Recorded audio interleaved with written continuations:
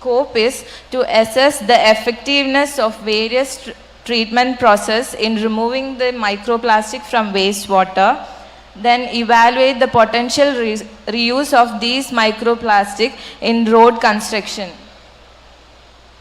The methodology is first wastewater sample collection, then analysis of wastewater sample, removal of microplastic from wastewater, sludge sample collection, removal of microplastic from sludge, which is the method is done by electrocoagulation method and Fenton's oxidation method.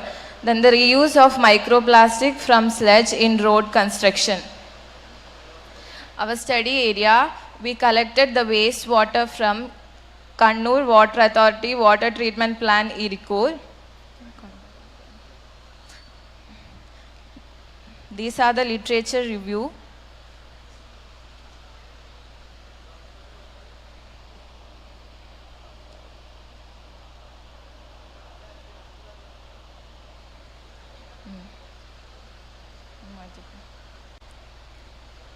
This is the characterization of wastewater from both inlet and outlet. The turbidity, we got it as 159 from inlet, and outlet we got as 45. The total dissolved solids, we got it as 850 mg per liter, and from outlet we got 686 mg per liter. And the chlorides we got from inlet we got 320, and from outlet we got 280. Dissolved oxygen from inlet, we got it as 0 mg per liter, and from outlet we got it as 5 mg per liter. Analysis of microplastic in wastewater in inlet and outlet. So in this method, we took 300 ml of sample and we added 10 ml of hydrogen peroxide into it, and we kept it for 24 hours undisturbed, and after this 24 hours we added NaCl solution to this wastewater, and we separated the microplastic from the filter paper. These are the microscopic images of microplastic from both inlet and outlet. And the removal efficiency, the weight of residue from inlet we got it as 167, from outlet we got it as 27, and the total efficiency of microplastic removal we got it as 83.8%.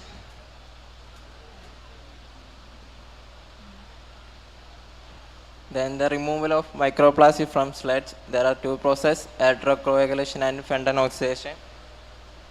By the Fenton oxidation process, removing the microplastic from the Fenton oxidation process, by adding the chemicals, break down the small particles and removing the microplastic easy by Fenton oxidation. These are the figure.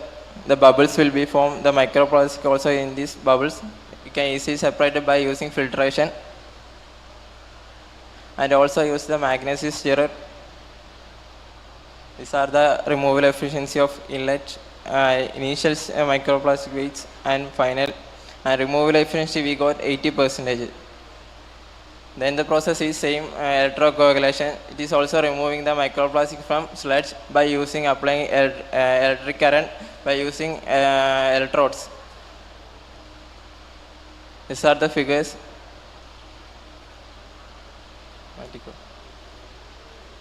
And also the centrifugation process, also separating the microplastics.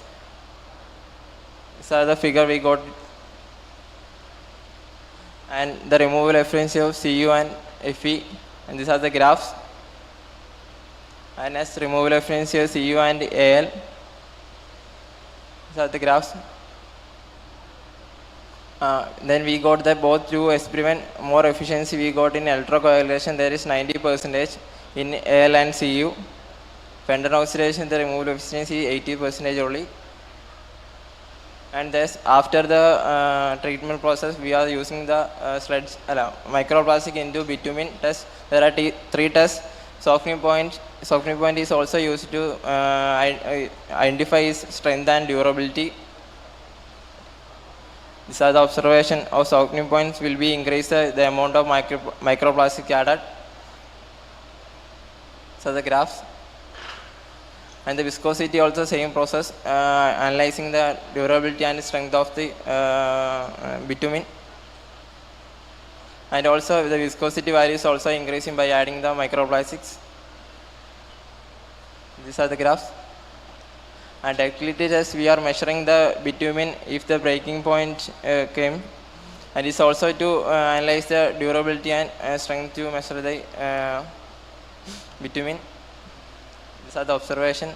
In ductility test, we go adding the microplastic, we were decreasing the values. So the ductility graph. Conclusion. First we analyze the microplastic from wastewater and sludge, and the various treatment process we are separating the microplastic.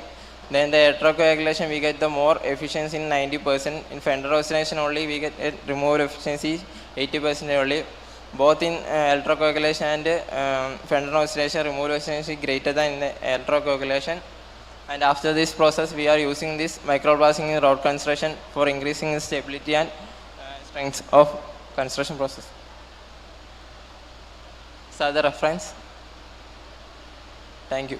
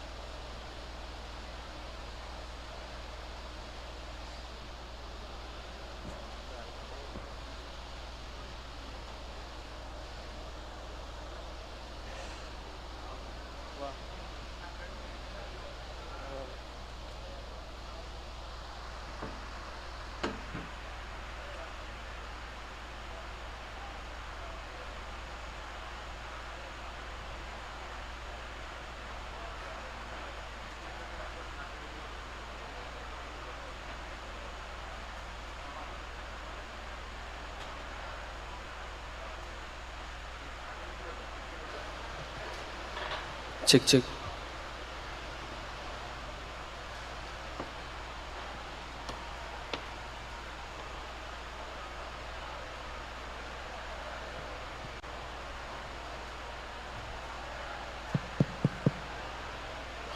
Hello. Thank you, Avani Anish. എനിക്കൊരു ചെറിയ സംശയം. ഈ നമ്മൾ micro plastic ആണല്ലോ അതൊന്ന് വേർതിരിച്ചെടുത്തിട്ടുള്ളത്. അപ്പോൾ ഈ micro plastic എന്ന് പറയുന്നത് ക്വാണ്ടിറ്റി അത്രയും ഉണ്ടാവുമോ? നമ്മളിപ്പം റോഡ് കൺസ്ട്രക്ഷന് ബിറ്റുമിനെ കൂടെ ചേർത്ത് ഉപയോഗിക്കുന്നു എന്നൊക്കെ പറയുമ്പോൾ ഈ മൈക്രോ പ്ലാസ്റ്റിക് അത്രയ്ക്ക് ക്വാണ്ടിറ്റി ഉണ്ടാവാനുള്ള സാധ്യത ഉണ്ടോ? അതിപ്പോൾ ട്രീറ്റ്മെൻറ്റ് പ്ലാനിലൊക്കെ കുറേ എമൗണ്ട് ആയിട്ട് കിട്ടുമല്ലോ. അല്ല, നിങ്ങളിപ്പം ടെസ്റ്റ് ചെയ്തത് മൈക്രോസ്കോപ്പിനകത്താണ് അത് കാണിച്ചത്, അതുകൊണ്ടാണ് ഞാൻ ചോദിച്ചത്. അപ്പം അത്രയും ക്വാണ്ടിറ്റി നമുക്ക് കളക്ട് ചെയ്ത് അല്ലെങ്കിൽ നമുക്കിപ്പം റോഡ് കൺസ്ട്രക്ഷൻ അങ്ങനെ ഉപയോഗിക്കുമ്പോൾ എക്കണോമിക്കലി വയബിൾ ആവണം. നമ്മളിപ്പോൾ ഒരു ട്രീറ്റ്മെൻറ്റ് പ്ലാന്റിൽ നിന്ന് അത്രയും ക്വാണ്ടിറ്റി നമുക്ക് ചെറിയ ചിലവിൽ കിട്ടുമെങ്കിൽ മാത്രമേ നമുക്കത് റോഡ് കൺസ്ട്രക്ഷനൊക്കെ ഉപയോഗിക്കാൻ പറ്റൂ. അപ്പം അത്രയ്ക്ക് ക്വാണ്ടിറ്റി, അത്രയ്ക്ക് അധികം മൈക്രോ പ്ലാസ്റ്റിക് നമുക്ക് വേർതിരിച്ചെടുക്കാൻ കഴിയുമോ?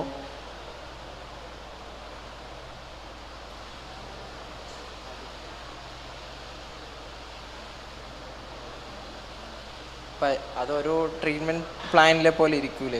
അവർ ട്രീറ്റ് ചെയ്യുന്ന വാട്ടർ, സ്ലഡ്ജ്, അതിലെ എമൗണ്ട് എത്രയാണെന്ന് പറയാൻ പറ്റില്ലല്ലോ. അപ്പോൾ ജസ്റ്റ് മൈക്രോ പ്ലാസ്റ്റിക് ഡേഞ്ചർ അല്ലേ. അപ്പോൾ അതിൻ്റെ ഒരു പ്രോസസ് നമ്മൾ ചെറിയ വാട്ടർ ട്രീറ്റ്മെൻറ്റ് പ്ലാന്റിൽ പോയിട്ട് സ്ലഡ്ജ് വാട്ടർ കളക്ട് ചെയ്ത് അതിൽ നിന്ന് കിട്ടിയ ചെറിയ എമൗണ്ടാണ് നമ്മൾ മൈക്രോ പ്ലാസ്റ്റിക്കിൽ നോക്കിയത്. ഓക്കെ. അപ്പോൾ അവരിത് വലിയ പ്രോസസ്സായി ചെയ്യുമ്പോൾ ഹ്യൂജ് എമൗണ്ട് ആയിട്ട് കിട്ടുമ്പോൾ നോക്കേണ്ട ആവശ്യമില്ലല്ലോ. അപ്പോൾ എൻ്റെ ഒരു സജഷൻ എന്ന് പറയുന്നത്, ഇപ്പോൾ മൈക്രോ പ്ലാസ്റ്റിക് ഏറ്റവും കൂടുതൽ പ്രശ്നം വരുന്നത് ഈ ഡ്രിങ്കിങ് വാട്ടറിൻ്റെ കേസിലാണ്. നമ്മുടെ വീടുകളിലെ കിണറുകളിലാണെങ്കിലും അല്ലെങ്കിൽ പബ്ലിക് കിണറുകളിലാണെങ്കിലും അപ്പോൾ അതിൽ നിന്നും ഈ ടെക്നോളജി വെച്ചിട്ട് അതല്ലെങ്കിൽ ചെറിയ എമൗണ്ടിൽ നമുക്ക് ഈ മൈക്രോ പ്ലാസ്റ്റിക്കിനെ വേർതിരിച്ചെടുക്കാൻ കഴിയുമെങ്കിൽ അത് നല്ലതായിരിക്കും എന്ന് എനിക്ക് തോന്നുന്നു.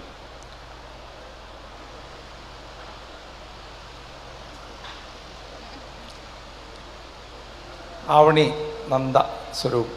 ഓക്കെ, നിങ്ങൾ ടൈറ്റിൽ ഒന്നുകൂടി display waste water treatment plant എന്നാണ് നിങ്ങൾ പറയുന്നത്. Analysis of micro plastics in waste water treatment plant and disposal. നിങ്ങൾ KWAയുടെ ഇരിക്കൂർ പ്ലാന്റ് എന്ന് പറയുന്നത് വാട്ടർ ട്രീറ്റ്മെൻറ്റ് പ്ലാന്റ് ആണ്, വേസ്റ്റ് വാട്ടർ ട്രീറ്റ്മെൻറ്റ് പ്ലാന്റ് അല്ല.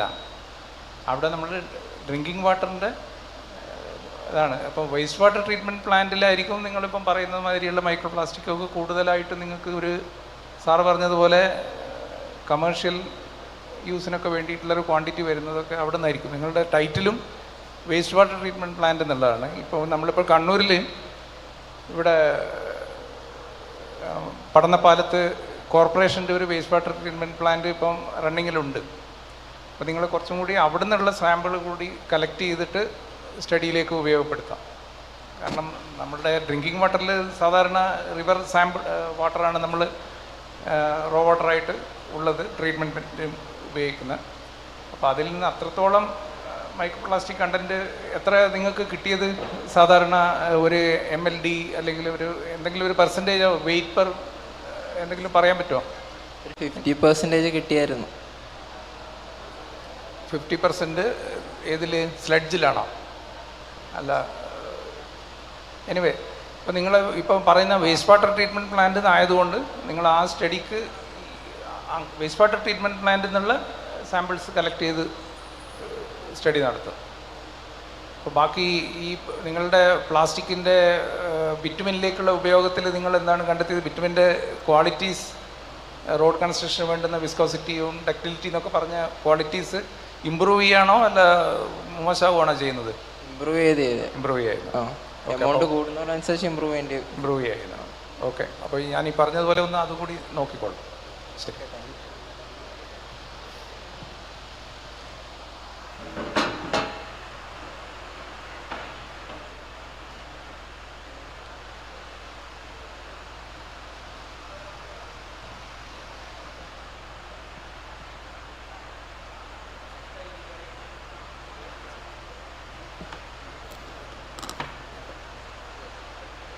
Next, I invite students from St. Thomas College of Engineering, Kannur, for the presentation regarding the topic wastewater treatment by using adsorbent, combining rhesus and zeolite abstract.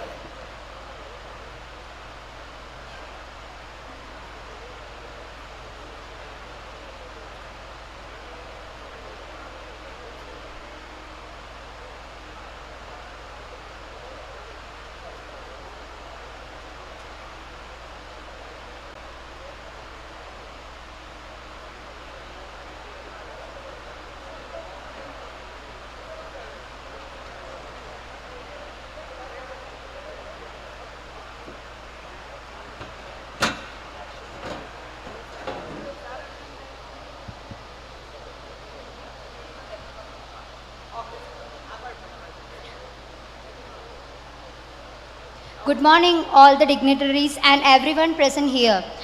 Myself, Kirtana Lakshmi, and our team is Aishwarya and Farzan. Our topic is entitled on wastewater treatment using adsorbent containing rhesus and zeolite. Our team is guided by Dr. S. Arun Kumar Selvaraj. Coming to our topic, our introduction is that nowadays clean water demand is increasing highly, and water pollution from industries, farming and home is a major issue.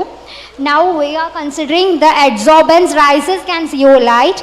We will be getting a sustainable result when we combine both the adsorbents introduced to the wastewater.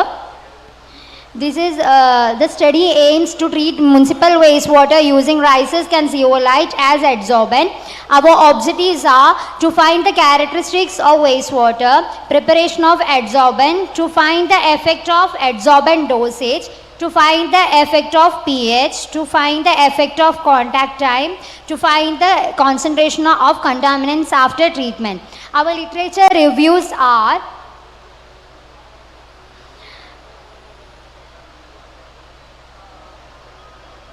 properties of an adsorbent. It has a high surface area, porosity and pore size distribution, affinity for adsorbate, thermal and chemical stability, regenerability and selectivity. Why we go for rices is that widely available, and also it composed of cellulose, hemicellulose, lignin and silica.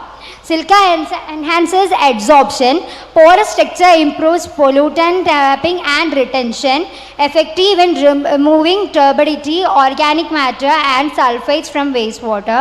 Raw and chemically modified forms show strong adsorbent capability. Functional groups like OH, COOH and contaminate binding and improving efficiency. It is low cost and biodegradable. Efficiency depends on pH, contact time and pollutant concentration. Why we go for zeolite is that it is a natural occurring aluminosilicate mineral, microporous structure and high ion exchange, removes dissolved ions, heavy metals and ammonium compounds, three-dimensional crystalline framework, the effective traps Na, Ca and NaH, adding in removal of chloride, sulfates and TDS. Why we go for combined is that enhanced adsorption efficiency.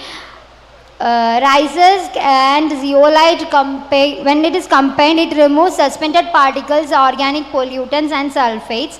When we combine with the sulfate, we will get dissolved ions, chlorides and TDS. Blended adsorbents offer higher adsorption rates, stability and reusability, improved surface interaction, ion exchange and functional lifespan. Methodology. First we take some of the journal papers and we referred, and we take the adsorbents, rices and zeolite, collection of wastewater sample and collection of adsorbents. The characteristics we checked for the wastewater are turbidity, pH, TDS, chlorides, sulfides. Then we collected adsorbents. And we prepared adsorbents in the ratio 1:1 ratio, and we go for experimental studies, and we have determined the following parameters like effect of dosage, effect of contact time, effect of pH, effect of initial concentration, and we have determined the removal efficiency, and we came to the result and discussion.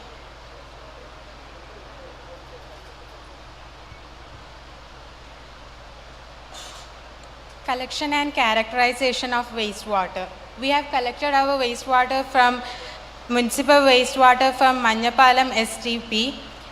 We have collected this wastewater and stored it in an airtight container and was immediately transported to the lab. Then we conducted the initial parameters which were turbidity, pH, chloride, sulfates and TDS. These are the initial characteristics of our wastewater sample and their permissible limits. Preparation of adsorbent. First, for rices, we have collected the rice crusts from a local mill, rice mill, and we washed our adsorbent, then dried it in 150 degrees Celsius for 24 hours. Then grinded and saved it from 250 micron. Then it was stored in an airtight container. Zeolite clay powder, it was commercially purchased. Experimental parameters and steady variables. Adsorbent dosage were tested in the sequence of 2, 4, 6, 8 and 10.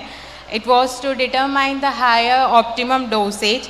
For contact time, we have conducted this test from 10 to 180 minutes in 10 minutes interval. It was to find the equilibrium time. For pH, we have maintained the pH at 6 by using NaOH capsules. Experimental setup. We conducted this test as taking 1 liter wastewater and adding 1:1 ratio of adsorbents in a 2000 ml beaker. It was placed in an arbitrary shaker. Then the wastewater was filtered from a Wattman filter paper. Then the tests were conducted. Experimental studies. Analysis. First for turbidity. Turbidity for our 2 gram rices dosage, we have observed that it have reached the 100% removal at the 1/10th minute, and for 4 gram dosage we reached the 100% removal at 1/20th minute, and for 6 gram rices we have reached the 100% removal at 1/30th minute, and for 8 gram dosage also we got the result at the 1/30th minute itself. And for our 10 gram dosage also we obtained the result at the 1/10th minute. It was 100%.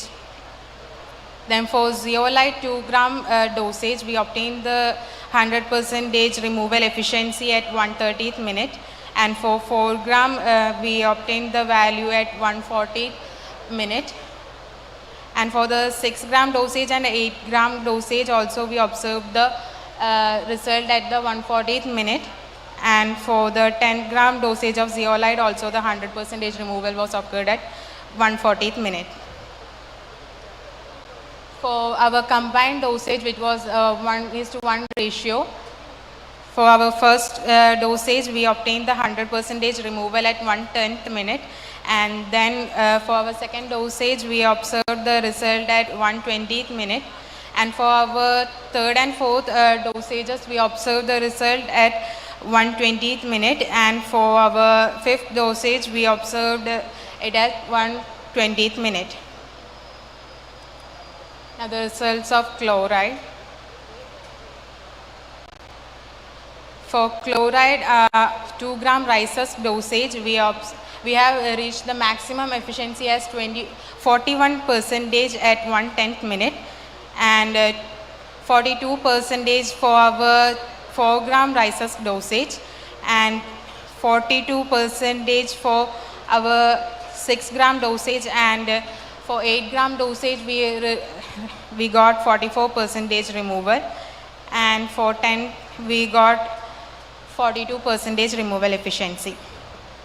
For 2 gram zeolite we got 42% of removal efficiency, same for the our 4 gram zeolite dosage.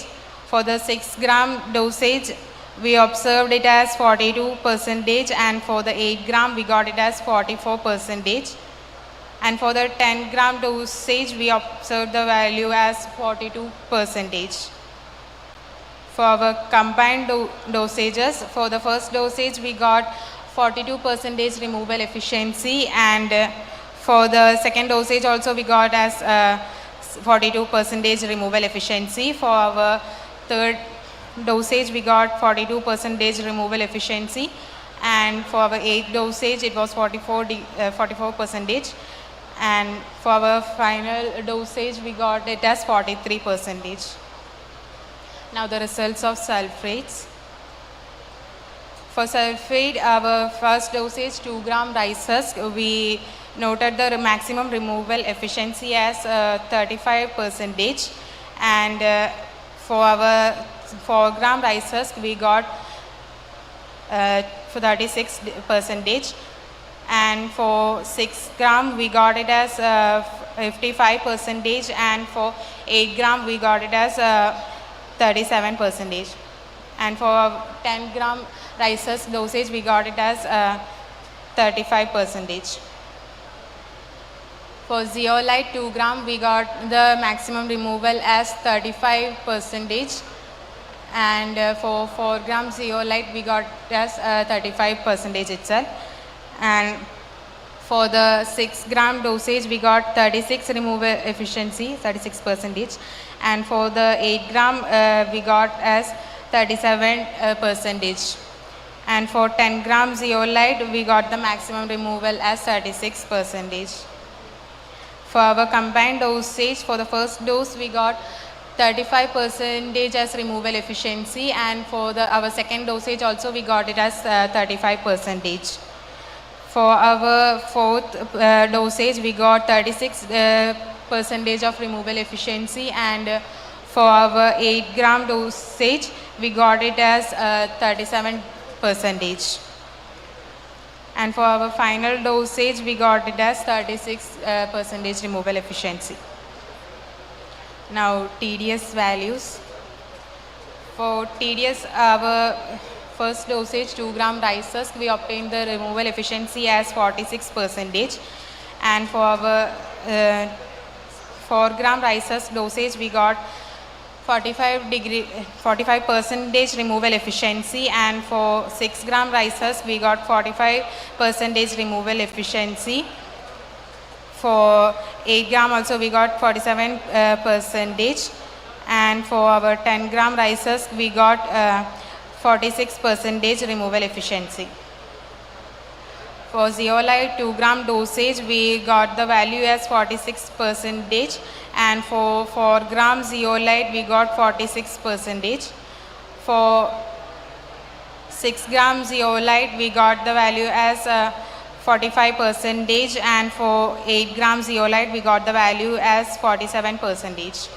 For the 10 gram zeolite, we got the maximum value as 46%. Now for the combined dosage, our first dosage got a maximum removal efficiency of 45%. Our second dosage got a 46% removal efficiency. Our third dosage got 45%, and fourth dosage got 47% removal. For the last dosage, we got 45% removal efficiency. Now for pH, without adding the NaOH capsules, these were the readings observed for each dosages.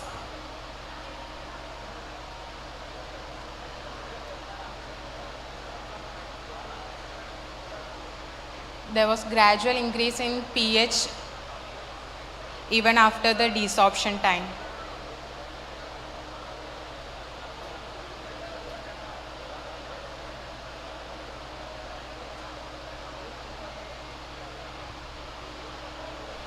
Finding optimum dosage, adsorption efficiency increased in 2, 4, 6 and 8, 10.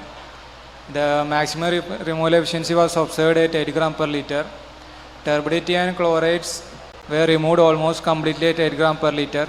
Sulfates and TDS also removed at 8 gram per liter. Combination of rice husk and zeolite outperformed individual adsorbent, showing a synergic effect. Effect of contact time. The adsorption was studied over a period of 0 to 180 minutes. Rice husk showed a removal efficiency peak of 130 minutes, while zeolite only required 140 minutes. Combination which equilibriumly faster achieved maximum efficiency at 120 minutes. Best contact time is between 120 to 140 minutes to ensure maximum polluted removal without desorption. Effect of pH. Wastewater sample was adjusted to pH 6 using NaOH. Removal efficiency at pH 6 where rice husk was 97.54%, zeolite 99.47%, and combination 100% completed. Removal efficiency. These are the removal efficiency graph.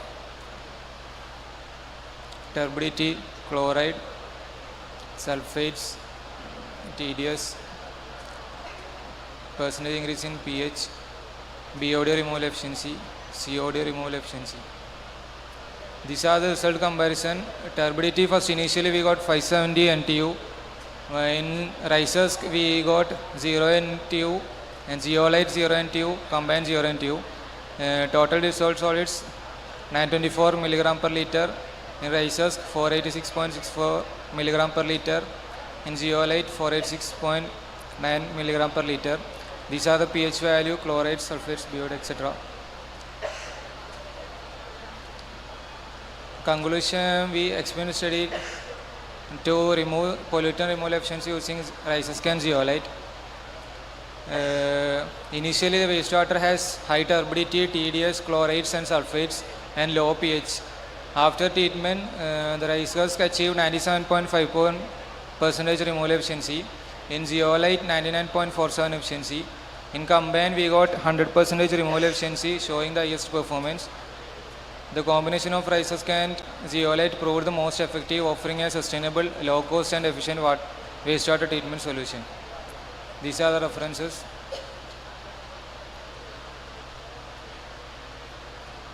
Thank you.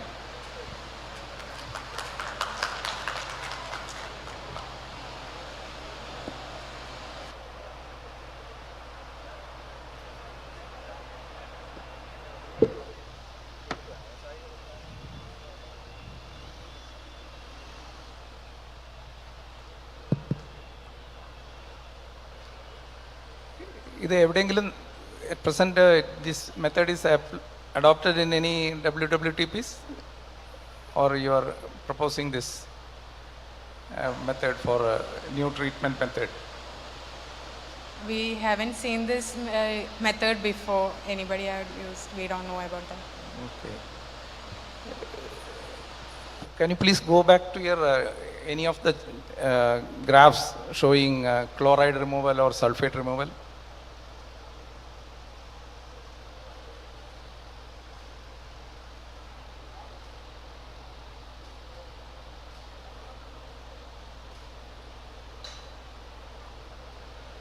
Anyway, my question was about certain time, like 110 minutes. They, whatever percentage removal you have achieved, it's going back. The desorption is happening. So, what is your solution for to stop the treatment there, or to remove the materials from the The maximum value is obtained up to that time. After that, desorption is happening. So we have to stop the treatment at the optimum time. Okay. So basically, you are going for combining these particles with, I mean, in a agitation thing. No, we are combining rice husk and zeolite together here. Okay. So you are able to achieve the outlet parameters what is applicable in the standard by getting this treatment? The outlet for getting the wastewater after treatment, if you let out the treated wastewater to natural source or for dilution, you will have to have a certain parameters satisfied. Are you able to reach those parameters using this treatment? Yeah, we could have reduced the value to the permissible limit at the optimum time. By the equilibrium time, all the absorbents are helping the wastewater to reach its permissible limit. Okay, thank you.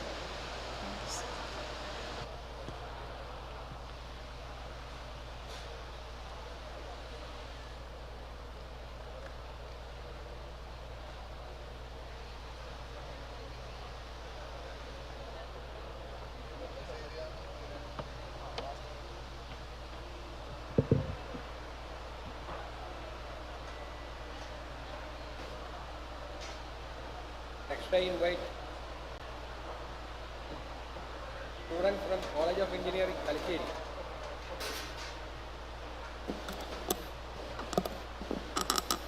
Next, I invite student from College of Engineering, Talakeri for the presentation regarding the topic Blue Fleet revolutionizing waterway cleanup by tackling plastic waste using an innovative boat.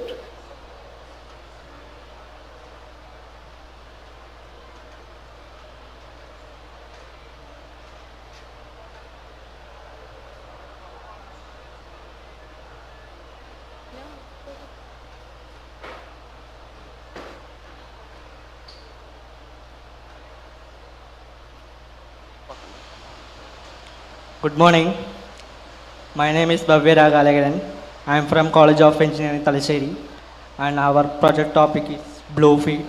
revolutionizing waterway cleanup by tackling plastic waste using an innovative board. Our contents: abstract, introduction, objective, scope, design consideration, methodology, schematic diagram, and current images, expected result, conclusion, and references. Abstract: the increasing presence of plastic waste in waterways poses a significant threat to aquatic ecosystem, biodiversity, and human health. Traditional methods of cleaning water bodies often fall short in effectively addressing these escalating environmental challenges. The Blue Fleet project aimed to revolutionize waterway cleanup by introducing an innovative board specifically designed to tackle plastic waste. And our introduction: the plastic pollution in waterways is a serious environmental threat. The existing cleanup method often struggle to manage this pollution effectively. The innovative solutions are urgently needed to address this issue. The Blue Fleet aims to create boards specifically designed to tackle plastic waste in a waterways. The project focuses on developing a cost-effective, durable, and effective solution for waterway cleanup. The objectives is designed to and develop a solar-powered board attachment that effectively removes plastic and debris from water bodies, and to focus on an automated waste collection system engineered for maximum efficiency, durability, and cost-effective operation in water bodies. This sustainable solution aims to reduce pollution in waterways while leveraging renewable energy for eco-friendly operation. The scope: mainly for plastic waste removal, innovative board design, scalable and accessible, community and awareness. Plastic waste removal that targets large debris to microplastic in rivers, lakes, and waterways, improving water quality and ecosystem health. Innovative board design uses durable, cost-effective materials for adaptability in various water bodies and environmental conditions. Scalable and accessible, designed for easy deployment in different regions including remote and economically challenged areas. Community and awareness, engages local communities, educational programs, and government to promote sustainable waste management. Design consideration: the board feature an effective and compact design optimized for plastic waste collection from water bodies. It integrates key components to ensure smooth operation and sustainability. The main parts are base with PVC pipes, belt conveyor system, gear motor, solar panel, storage unit, battery, DC to DC buck converter, car window motor or gear motor, and overall structure designed with 1 meter length, 50 centimeter width, and 90 centimeter height, ensuring a compact yet stable frame for effective waterway cleanup. Base support constructed using 4-inch PVC pipe, 1 meter length, providing excellent buoyancy and stability in water bodies. The belt conveyor made of fiber net and steel shaft with bearings, reducing excess weight while maintaining structural balance. The fiber net minimize load while ensuring efficient waste collection.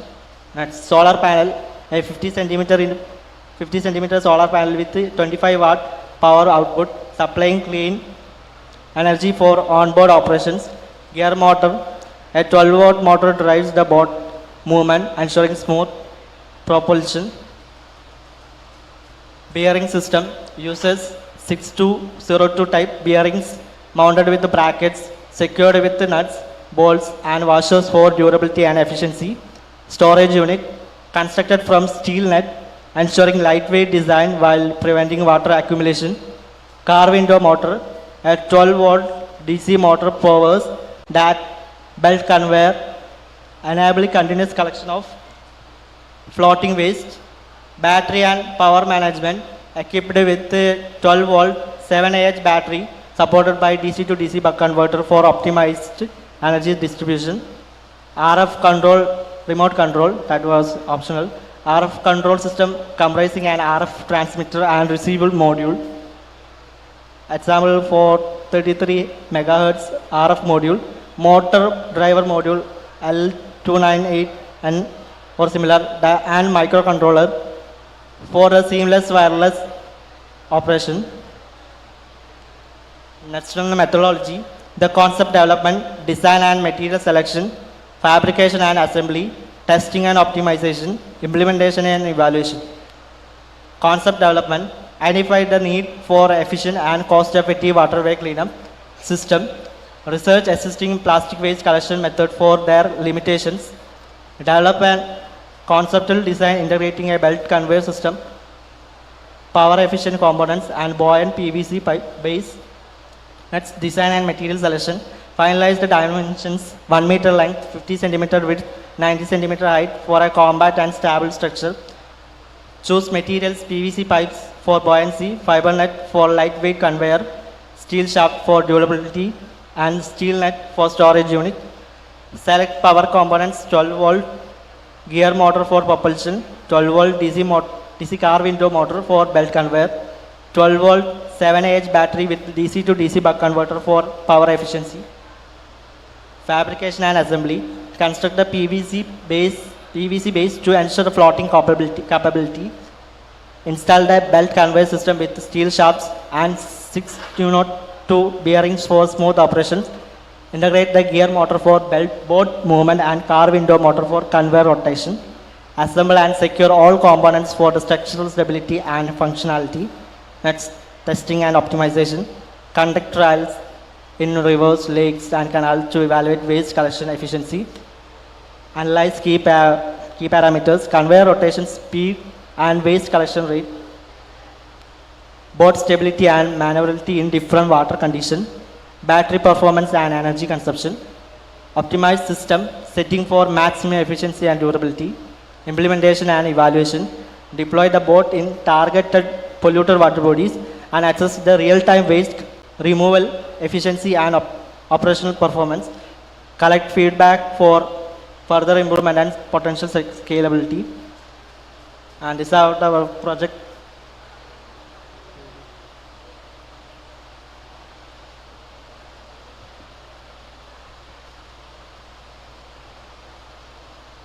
Sir, we made our prototype, the collecting plastic waste from the water bodies.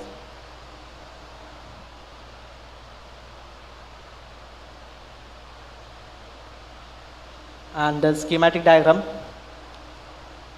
side view, top view, side view, and the current images that were made, side view, top view, front view, back view of our project. The components were used: PVC pipes, gear motor, bearing with brackets, shaft rods, window motor, solar panel. And expected result: efficient waste collection removes floating plastic and debris effectively, effective segregation that ensure proper sorting for recycling, then sustainable operation, eco-friendly solar powered functioning, plastic shedding for recycling, convert waste into recycled pieces, enhanced waterway health, reduce pollution and improve water quality. Finally, conclusion: the Blue Fleet project successfully demonstrates an approach to addressing plastic pollution in waterway through the development of an innovative boat. The boat design and construction tailored for efficiency and sustainability effectively enhanced plastic waste collection in diverse water conditions. Testing results confirm its capability to gather both large debris and microplastic, outperforming traditional cleanup methods. This innovative solution not only provides a practical and cost-effective tool for immediate cleanup efforts, but also contribute the long-term environmental sustainability and scalable solution to combat plastic pollution globally.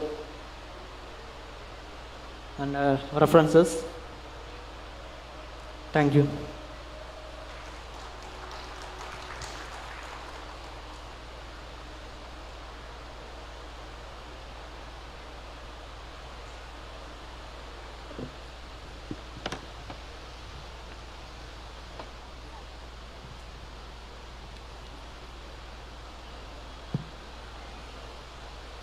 Hello.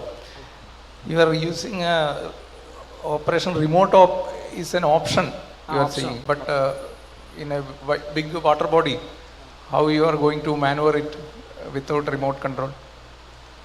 അത് നമ്മൾ just prototype ആയിട്ട് ആക്കിയതാണ്. അത് നമ്മൾ വലിയ രീതിയിൽ ചെയ്യാനാണ് ഉദ്ദേശിച്ചത്. പക്ഷേ നമ്മൾ കോസ്റ്റ് കുറവായതുകൊണ്ട് അത് രീതിയിൽ ജസ്റ്റ് ഒരു പ്രോട്ടോടൈപ്പ് ആക്കിയത്. Remote control is also remote control നമ്മൾ ഓപ്ഷനായിട്ട് കൊടുക്കും. നമുക്കത് യൂസ് ചെയ്യാം. നമുക്ക് എക്സ്പെൻസ് കുറവായതുകൊണ്ട് നമ്മൾ അങ്ങനെ യൂസ് ചെയ്യും. And for collecting smaller, as you said, I mean microplastics, of course, we cannot maybe it's very small. Are you planning to include that size also in the collection? Yes. Okay.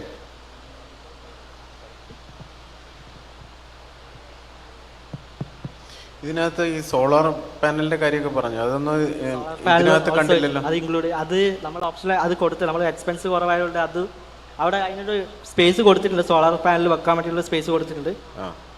അല്ല, ഇത് boat മറ്റേ ഇപ്പൊ നിലവിലുള്ള ബോട്ടിന്റെ ഒരു attachment ആയിട്ടല്ലേ കൊടുക്കുന്നത്, അതോ ഇത് മാത്രമാണോ ഉപയോഗിക്കുന്നത്? ഇത് നമ്മളെ കോളേജ് പ്രോജക്റ്റിൽ നമുക്ക് ഇത്രമാത്രം നമ്മൾ ആക്കിയിട്ടുള്ളൂ. നമുക്ക് വേണമെങ്കിൽ ഓപ്ഷനായിട്ട് അതിൽ സ്പേസ് കൊടുത്തിട്ടുണ്ട്. സോളാർ പാനൽ വെക്കാനുള്ള ഒരു സ്പേസ് അവിടെ വെച്ചിട്ടുണ്ടായിരുന്നു. അല്ല, ഞാൻ ചോദിക്കുന്നത് ഇപ്പം നമ്മുടെ ഹ്യൂജ് എമൗണ്ട് ഡെബ്രീസ് ഒക്കെ ഇത്രയും ചെറിയ ഇതിനകത്ത് നമുക്ക് കളക്ട് ചെയ്യാൻ കഴിയുമോ? അല്ല, അത് നമ്മൾ ചെറിയ ഇത് പ്രോട്ടോടൈപ്പ് ആണല്ലോ. നമ്മളിപ്പോൾ വലിയ രീതിയിൽ ചെയ്യുമ്പോൾ നമുക്ക് അങ്ങനെ കളക്ട് ചെയ്യാം. എവിടെയെങ്കിലും ഇത് പരീക്ഷിച്ചിട്ടുണ്ടോ Kannur?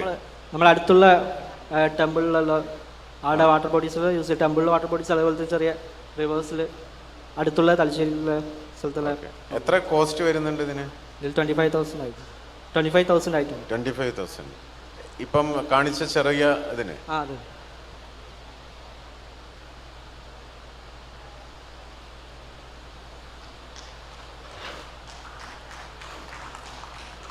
Thank you.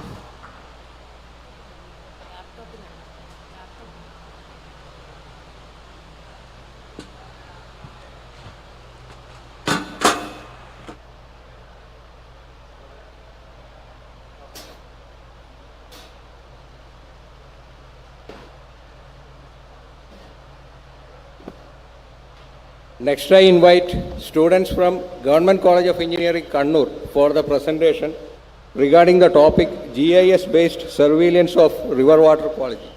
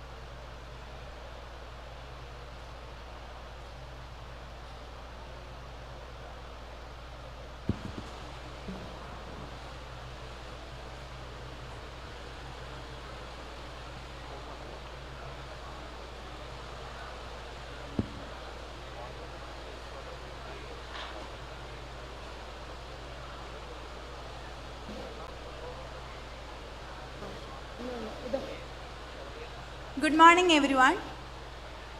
I am Huda Ike from Government College of Engineering, Kannur. Today I am joined with my team members Aishwarya, Kirtana, Srilakshmi and Jafna. Together we are here to present our project GIS-based surveillance of river water quality. As we all know,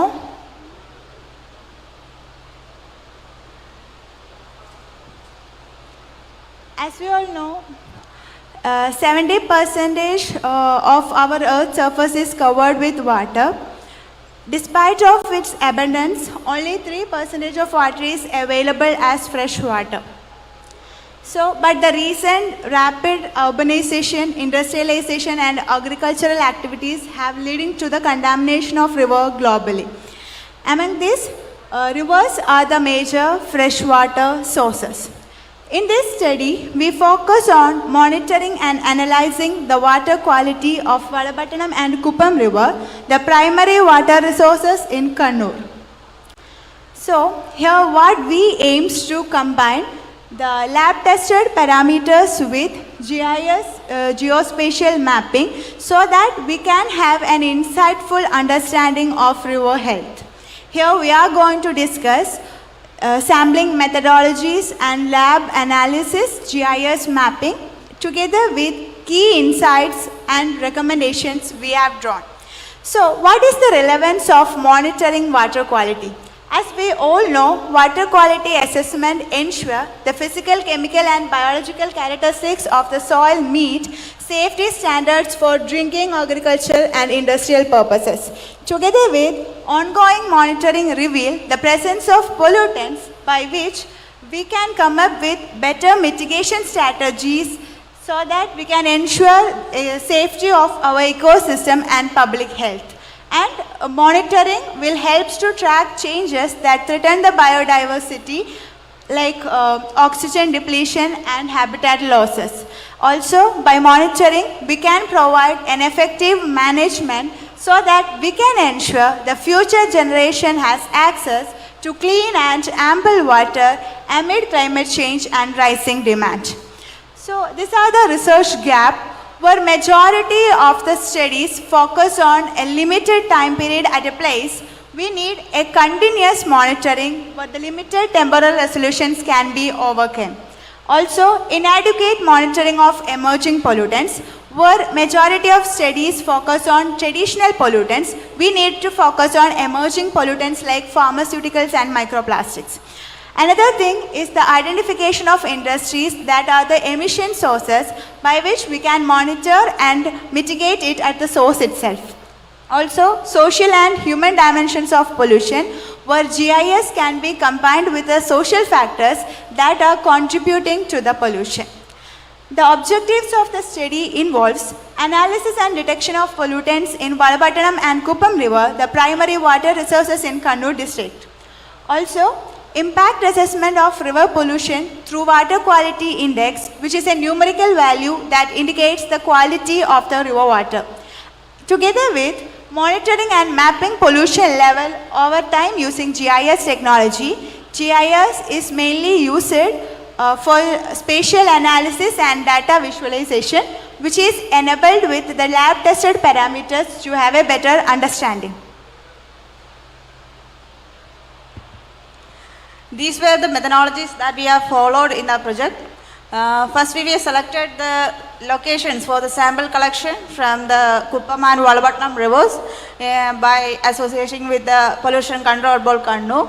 After that, we need to decide the parameters that we have to test in this project. So, in order to determine our parameters, we were conducted a small survey along the banks of the river Kuppam and Valapattanam, and the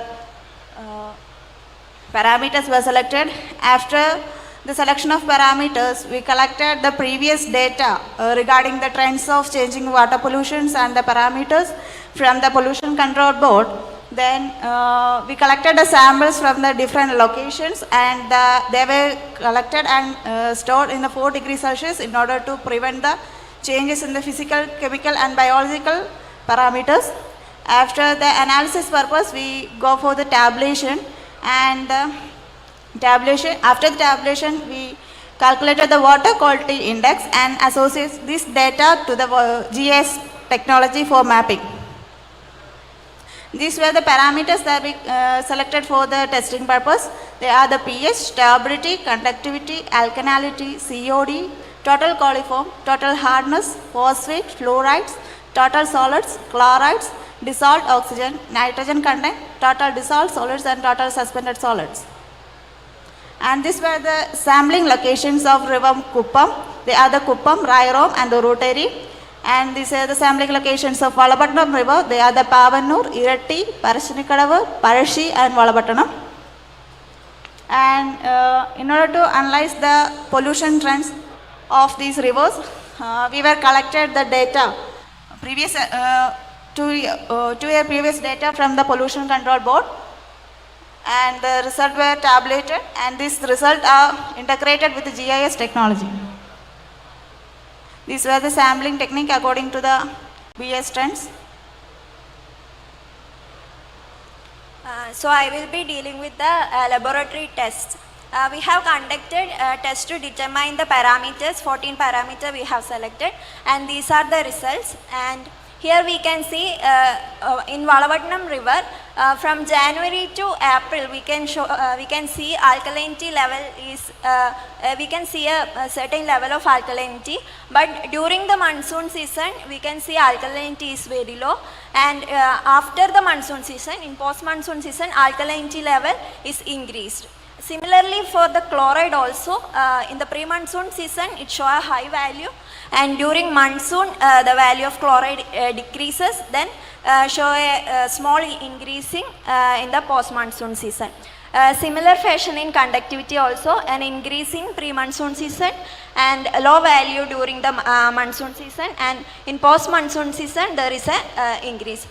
For these three parameters, the increased level of alkalinity, chloride level and conductivity in the post-monsoon season is mainly due to the decreased level of fluoride in the river, and also the accumulation of contaminants that's occurred from the agricultural runoff, and this is the reason for increased level of these parameters. And we can see in the dissolved oxygen, which is the amount of oxygen dissolved in the river water, which is essential for sustaining the aquatic. ഒരു minute സമോളെ, ഈ dissolved oxygen content June ജൂലൈയിൽ relatively less ആണ്, but August is high.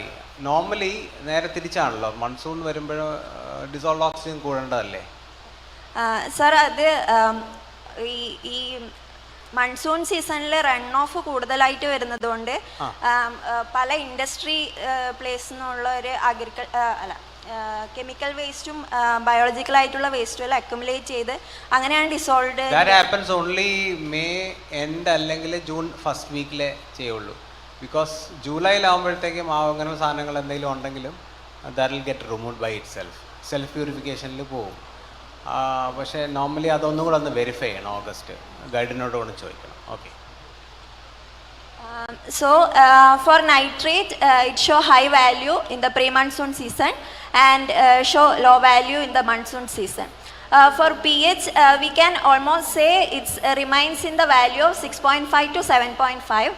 And for phosphate, which is a very concerning issue in our study, we can see it affected greatly in the water quality index also. Phosphate value show from July to December, monsoon and post-monsoon season, the phosphate level is high. This is, as I mentioned earlier, this is mainly due to the agricultural runoff and accumulation of the chemical due to the fertilizers that are used in our agricultural fields. And another pollution indicating factor, which is a total coliform, shows a varying fashion, and this mainly indicate the importance of implementing more suitable sewage and waste treatment. Next is total hardness. It is the amount of magnesium and calcium ion in the water content, and it also in the pre-monsoon season it show higher values. Monsoon season it decreases and increases in the September to December, that is post-monsoon season. For total dissolved solid, it have also in the pre-monsoon season the value increases and it declines in the monsoon season. For turbidity, these are turbidity indicate the presence of suspended the particle, organic and inorganic particle, and it gives an idea about the clarity of water. It shows a varying fashion, and okay, for okay, in turbidity, post-monsoon season it shows a high value due to decreased flow level. For Kuppam river, different from Valabatnam river, it shows increased value for alkalinity in the pre-monsoon, but the value remain constant after the monsoon season. And COD value shows a varying fashion from January to December, which have a high value in the post-monsoon season. And for chloride, chloride level is high in the pre-monsoon. Similarly, conductivity. While conducting a local survey in the Kuppam region, we have come to know that they are they are facing a problem about saline intrusion, so that may be indicate conductivity since it indicate the presence of ions in the water. Next is nitrate content. Nitrate content is high in March, and for dissolved oxygen also it shows a varying fashion, and for pH it ranges from 6.5 to 7.5. And another important factor is the presence of fluoride, which can be cause many health issues, tooth decaying, such health issues. It have a high value from July to December, that is monsoon to December. This is mainly due to the industrial not a proper conduction of effluent treatment in the industrial area. Here also we can see phosphate value increases from July to December, which cause major pollution. Total hardness value is high in the pre-monsoon season, and total coliform alarmingly increases in the June. This indicate the requirement of suitable sewage and wastewater system. Total solid also shows a high value in the pre-monsoon season. Turbidity shows a high value in July, and total dissolved solids shows high value in March to April, and total suspended solid also shows same fashion in March to April. So, how we define the pollution level in a river? For this we used water quality index. This is a numerical expression which we can use for identifying the pollution level in a river. So these are the symbol how we can identify the pollution level using the water quality index. Here if we got a water quality index from 0 to 25, the water quality is excellent, and 25 to 50, from above 100 it's unsuitable. This is the equation used for water quality index calculation. This is done by using BIS standard. We used standard parameters, and the equation is summation of product of weightage and subindex divided by summation of subindex. For this, VO is 0 for all values except pH and DO. VO is the standard value, and ideal value of pH is 7, which is neutral pH, and we take DO ideal value is 14 because it is the maximum value of oxygen that can be possible in 0 degrees Celsius. So by analyzing water quality index, we come to know that in a conclusion that from 2022 to 24, the water quality actually increases. But we can see that if we check the water quality index in 2024, we can see that up to the monsoon level, water quality index remain in a good value. That is, we can use the water and pollution level is low. But in the monsoon and post-monsoon season, we can see a high increase, that is above 100 value, which is not suitable for the water. And this situation indicate the importance of applying frequent testing and analyzing methods to implicate.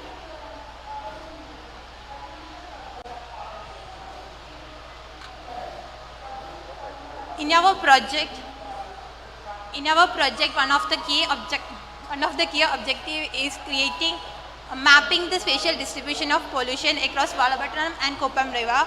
For this, we used ArcGIS software. It is a powerful tool for advanced geospatial analysis, and it helps us to visualize and analyze the data more accurately and effectively, for which we began with creating the steady area map using polygon shapefiles which represent the boundary of the river, and we created CSV file for the water quality parameters and geographical coordinates plotting, by which we plotted the location. And using IDW interpolation method, that is inverse distance weighting method, we created the spatial distribution, and finally we created the layout. This is our steady area. The blue colored polygon shows the Kuppam Valabhattanam river basin, and the red dots shows the sampling locations. we have created the spatial distribution for each parameters for whole months, like separately for each and every month, so that we can understand the spatial variation. Here the spatial distribution showed is from the January month for total coliform, and darker colored area shows higher concentration. These are all other spatial distribution maps created for each and every parameters. This mapping helps us in interpreting the spatial distribution of water quality and identify the pollution hotspots, and this is essential for environmental management and planning. So these are the conclusions that we have made at the end. Both the rivers Valavatnam and Kuppam show significant seasonal variations during monsoon and post-monsoon conditions. During monsoon, there will be runoff, sewage overflow, and also effluent discharge. So there will be an increase in the concentration of phosphate, turbidity, and coliform. Also there will be a decrease in the concentration of TDS and COD temporarily due to the dilution. In the post-monsoon condition, there is high contamination because lower flow, and there is also low DO levels, also increase in the level of fluoride, COD, and also total solids level. So when observing specifically into the locations, comparing to the other locations, the bridge areas are most polluted. In Valavatnam bridge, it is polluted highly because due to the industrial discharge, and when coming to the Kuppam bridge, it is due to urban sewage flow and also saline intrusion. So there are the water quality index data from 2022 to 24 indicate an overall improving trend and declining pollution in Pavannur and Parshinikadavu. Also in Kuppam river, the data shows that there is a fluctuation, high fluctuations in 2022 year, and it is stabilized in the last years. And also in Valavatnam, plastic waste pollution peaks during monsoons. And also GIS based monitoring, enhanced pollution assessment by real-time data collection and also targeted interventions. The spatially mapping by the software ArcGIS Pro visualize that pollution hotspots in the both rivers, and also the IDW interpolation shows the concentration patterns of the pollutants. Also the strengthening pollution control, enhancing community participation, and also the intervention of technology driven solutions is a crucial for the river management. Also apart from the measures, continuation of the monitoring and also the effective pollution control measures are used to enhance water quality in both rivers. Did you take river discharge for this? River discharge? Yes, sir. Which data you took? From pollution control board, നമ്മൾ ഒരുമിച്ച് പോയിട്ട് അതല്ല ഞാൻ റിവറിന്റെ discharge pollution control ബോർഡിന്റെ ഇല്ല. അല്ല, അവരെ കൂടെ പോയിട്ട് സാമ്പിൾ കളക്ട് ചെയ്തു. അല്ല, റിവർ ഡിസ്ചാർജ് എന്ന് പറഞ്ഞാൽ ഒരു ഫ്ലോ, ഒരു പോയിന്റിൽ എത്ര വെള്ളം ഒഴുകി, എത്ര MQ/സെക്കൻഡിൽ ഒഴുകി പോകുന്നുള്ളതാണ്. ഡിസ്ചാർജ് അനുസരിച്ച് ആക്ച്വലി ഇതിൻ്റെ കോൺസ്റ്റിറ്റ്യൂൻസ് മാറും. ഇപ്പോൾ സാറ് പറഞ്ഞത് ബ്രിഡ്ജിൻ്റെ അടുത്ത് ആക്ച്വലി നിങ്ങൾ പറഞ്ഞു ഡിസ്ചാർജ് വേരിയേഷൻസ് ഉണ്ടെന്ന്. അപ്പോൾ അതിൽ ബ്രിഡ്ജ് തന്നെ പല ബേസ് ഉണ്ടല്ലോ. അപ്പോൾ നിങ്ങൾ ഏത് ബേയിലാണ് എടുത്തത്? മിഡിലായിട്ട്. മിഡിലിൽ ഫ്ലോ ഉണ്ടാവണം നിർബന്ധമില്ല, especially for non monsoon season. അപ്പോൾ ഇനി അത് എങ്ങനെയോടെ എൻഹാൻസ് ചെയ്യാനായിട്ടുള്ള ശ്രമം നിങ്ങളുടെ വരുന്നത്. ഡിസ്ചാർജ് എടുക്കണം. Discharge we have data. Irrigation ഡിപ്പാർട്ട്മെൻറ്റിൽ ഡേറ്റ ഉണ്ട്. You should have asked for. Thank you. Thank you. Yeah, thank U.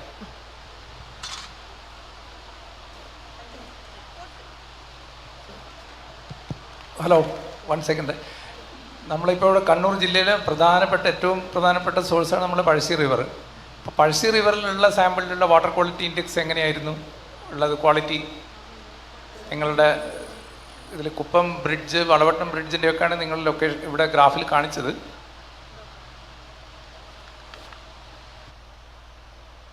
Was it below 25?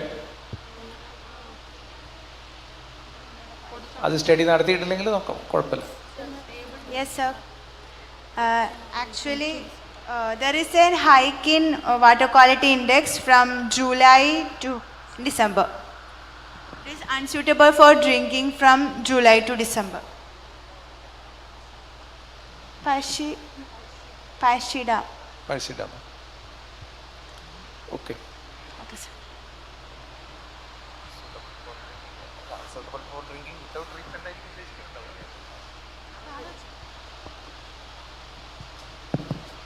ആ ഫ്ലൂറൈഡ് കണ്ടന്റിന്റെ ഒരു ഗ്രാഫ് ഒന്ന് കാണിച്ചു.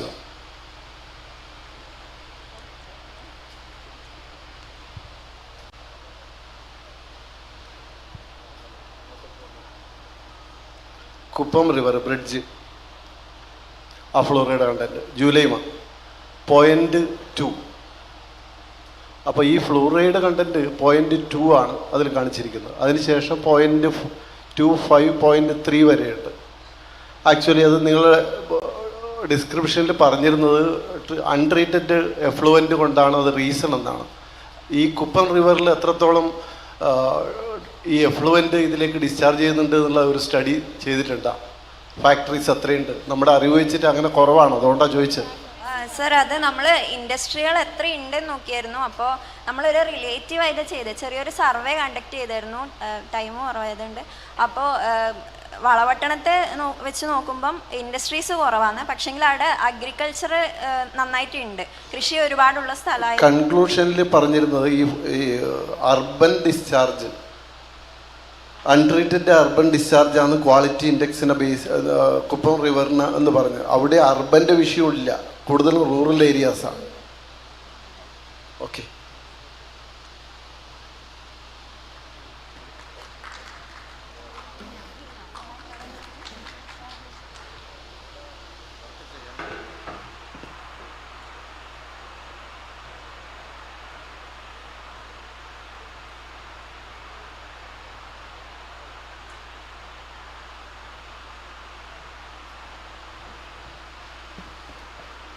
Next, I invite students from Government Polytechnic College, Kannur, for the presentation regarding the topic wastewater purification using phytorite technology.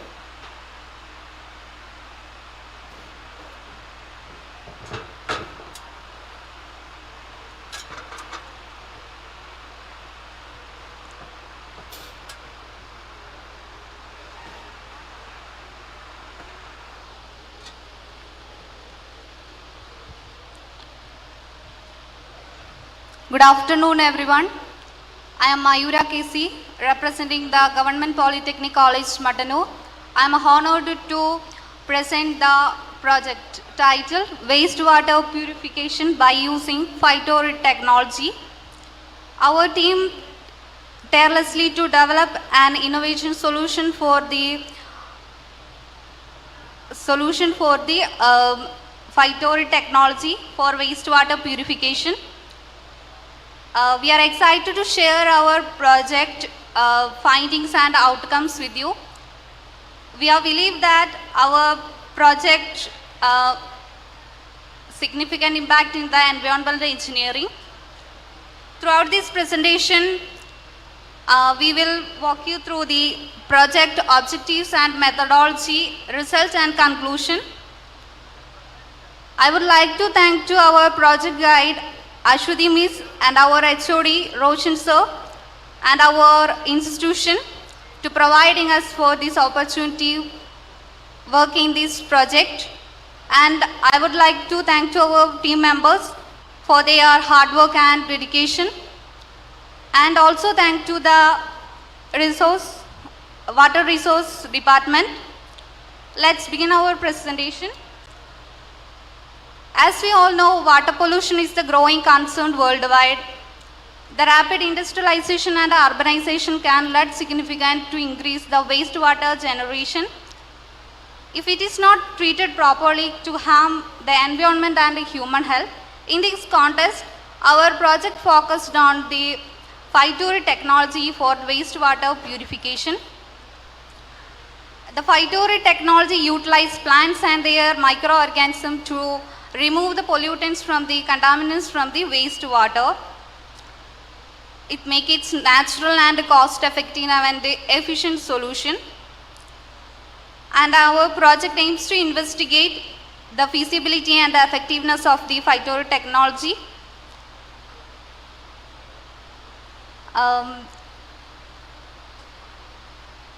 Our project objectives are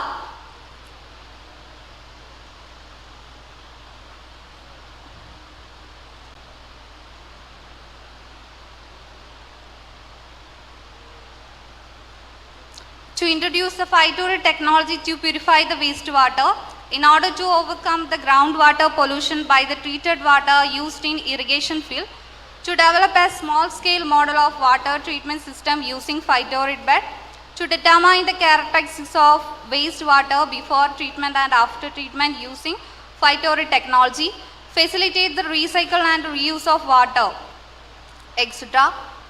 And these are the methodology: literature review, collection of material, design of phytorid tank, construction of phytorid bed, test analysis of water before and after treatment test. And these are the materials are used in our project: cocoas, sand, gravel and phytorid plant. Cocoas, particularly in the form of fragrance of fibers, is a sustainable and effective filter media for wastewater treatment. Sand is widely used effective filter media. Gravel can also effective the filter media, particularly for removing large particles and sediment from the water, acting as a support layer and preventing the clogging of finer filtration material. Phytorid plant canna lilies have thick masses of root that work as a filter. These are the materials: sand properties, and the test of sand is sieve analysis. These are the particle size below 1.18, porosity 30% to 60%, fineness modulus 2.8, uniformity coefficient 2.1, water absorption 2 to 3%. Next is cocoas. We provide the test, the water absorption test, and porosity is 22% and 30%. Water absorption up to the 83%. Next is gravel are used in this project. For this test determination, sieve analysis, particle size used 26 mm, 20 mm, 12 mm, 10 mm, 4.7 mm, and this porosity 20% to 40%. Fineness modulus 6 to 8.5, uniformity coefficient greater than 4, where water absorption is very low.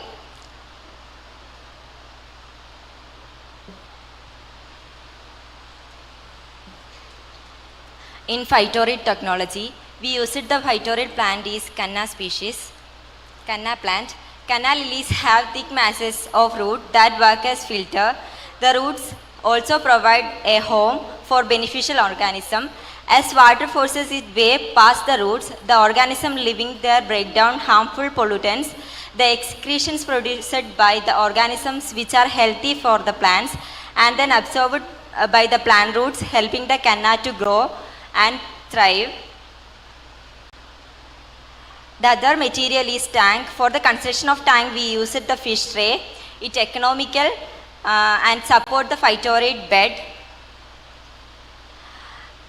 The design of phytorid tank is shown in the waste volume is mainly the important consideration of sizing constructed wetland units, which usually have a length to width ratio 2:1. The net quantity of waste produced is 0.08 meter cube per day. The gross quantity of waste is 0.10 meter cube per day. Assume the porosity of the phytorid bed as 0.45. The depth of the tank is capped at the maximum of 0.6 meter. The length of the tank is 0.84 meter and the width of the tank is 0.42 meter. The steps involved in the treatment is sedimentation, filtration and the collection of treated water. The sedimentation is the process of setting or being deposited at the sediment, and the filtration is the physical separation of process that separates the solid matter and fluid from a mixture using a filter medium that has a complex structure through which only the fluid can pass. Collection of treated water. Collect the purified water into the collecting tank and use it for the specified uses.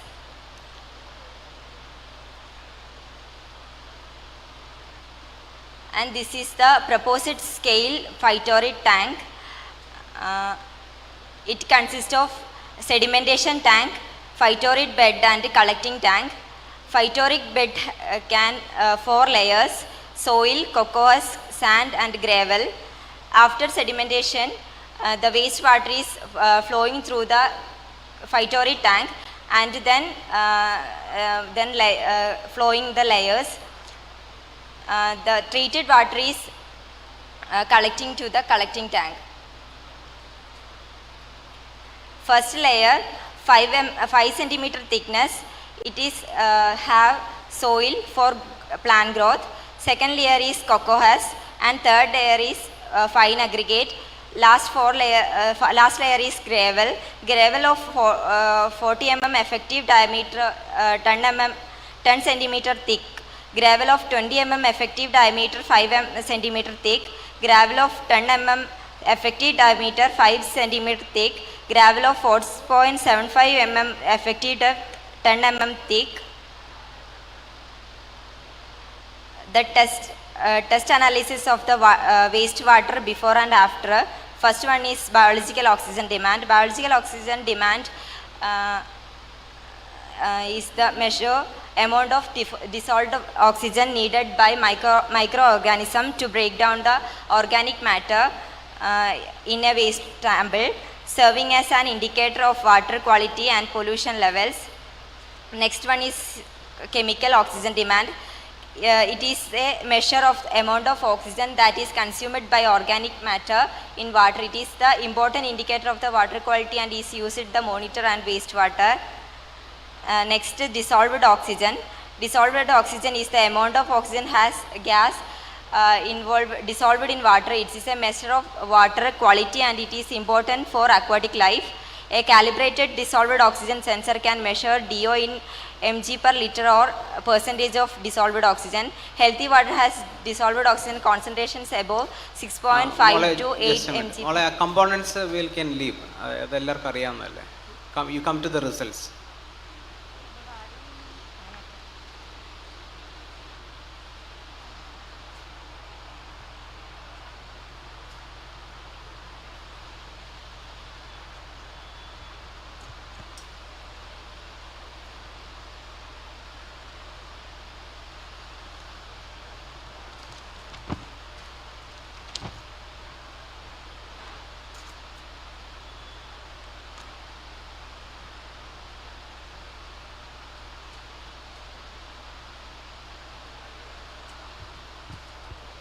We analyze the effectiveness of the wastewater treatment process. We compare 3 stages: raw water, wastewater after phytorid treatment, and wastewater after filtration. In the table, we can see that the test analysis of the different parameters such as pH, turbidity, hardness, chloride, and dissolved oxygen, BOD, COD, odor, and the pH test. The pH value of wastewater is 7.9 and after the filtration it is reduced into 7.2. So the turbidity is 27.1 for the wastewater and it is reduced into 0.7. Hardness of the wastewater is 245.6. Removal efficiency matram parnja madi. Okay. And the chloride has the removal efficiency of 76.16. And dissolved oxygen also reduced, and BOD, COD have the removal efficiency of 96.86 and 84.28 respectively. The combination of phytorid and cocoa husk as a filter media effectively purifies wastewater to meet environmental and domestic use. Phytory treatment removes most pollutant naturally and filtration refines the quality, further producing clean, reusable water. Treated water can be used for the various purposes such as gardening, flush tanks, irrigation, and cleaning. In developing countries, due to various investment priorities, implementing high-cost wastewater treatment technology on large scale is not be feasible. So, this combined approach ensures safe water discharge or reuse for irrigation and domestic application. Therefore, this technology could be an alternative for wastewater treatment in a sustainable manner. It is a suitable option for small-scale domestic wastewater treatment. And we also include some references here. Thank you. Thank you, thank you.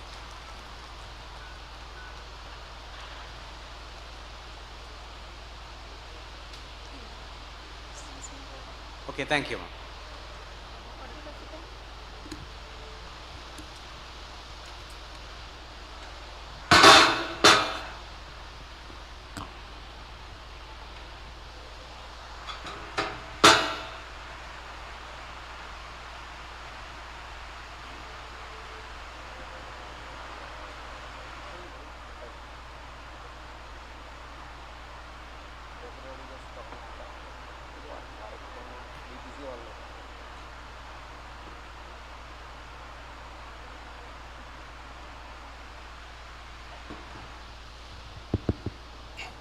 ജലവിഭവ വകുപ്പിൻ്റെ ജലഹർഷം 2025 എന്ന പരിപാടിയിലേക്ക് ഒരു technical seminar നടത്തുന്നതിലേക്കായി ഉദ്ഘാടകനായി എത്തിയ Shri Arun K Vijayan IAS അവർക്ക് നമ്മുടെ ജില്ലാ കളക്ടർക്ക് നന്ദി അറിയിച്ചുകൊള്ളുന്നു. കൂടാതെ ഈ സെമിനാറിൽ പങ്കെടുത്ത എല്ലാ കോളേജ് വിദ്യാർത്ഥികൾക്കും പോളിടെക്നിക് വിദ്യാർത്ഥികൾക്കും അവരുടെ അധ്യാപകർക്കും ജലവിഭവ വകുപ്പിൻ്റെ പേരിൽ നന്ദി അറിയിച്ചുകൊള്ളുന്നു. കൂടാതെ ഇവിടെ ജഡ്ജസ്മാരായി എത്തിയിട്ടുള്ള എല്ലാവർക്കും നന്ദി അറിയിച്ചുകൊള്ളുന്നു. ഈ പരിപാടിയിൽ പങ്കെടുക്കാനായിട്ട് വന്ന എല്ലാവരും ജലവിഭവ വകുപ്പിൻ്റെ പേരിൽ നന്ദി അറിയിച്ചുകൊള്ളുന്നു. ഇനി മറ്റൊരു അറിയിപ്പ്, ഇതുമായിട്ട് ബന്ധപ്പെട്ട സർട്ടിഫിക്കറ്റുകൾ 2:30 മണിക്ക് DPC ഹാളിൽ ചേരുന്ന മീറ്റിങ്ങിൽ വിതരണം ചെയ്യുന്നതായിരിക്കും. Okay, thank you.